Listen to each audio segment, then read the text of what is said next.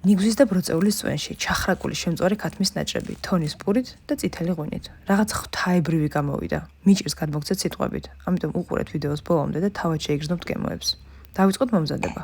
ხახვი და 1 კონა ქინძი წინასწარ დაჭერით წვრილად. ცოტა ხნით ხახვი და ქინძი დავივიწყოთ და მივხედოთ ნიგვის წვენს. გატარებულ ნიგოს დავუმეტეთ გაჭყლეტილი რამდენიმე კვილი ნიორი, მარილი და წიწაკა. მიხაკ დარიჩინი და ეს სუნელები არ გამოდავოთ, ძალიან უხდება. ასევე ადუღებული ცხელი წყალი და კარგად ამოურიეთ. ეხლა მივხედოთ ქათმის ხორცს. მე მოვამზადე ნოსტეს წვნიანი ბარკლებით და მენჯის ნაჭრებით. შეგიძლიათ სხვა ნაწილებიც გამოიყენოთ და კანი გავაცალე. ქვაბში გადაიტანეთ კარაქის მოზრდილი ნაჭერი, მოასხით ცოტა ზეთი და ჩაალაგეთ ქათმის ნაჭრები. კარგად დაბრაწეთ ორივე მხრიდან. შემდეგ გადაიტანეთ ცალკე ჭურჭელში და იმავე ქვაბში ისე რომ ცხიმის დამატება აღარ დაჭირდება, გადაიტანეთ დავიწყებული ხახვი. ხახვი რომ მოიხრაკება, დავუმეტეთ მომზადებული ნიგვის წვენი. ამოურიეთ და მიიყვანეთ ადუღებამდე. შემდეგ დავუმეტეთ გაწურული ბროწეულის წვენი, წვრილად დაჭრილი ქინძი და მარილი. ამოურიეთ, ჩაალაგეთ ქათმის ნაჭრები და მზად არის.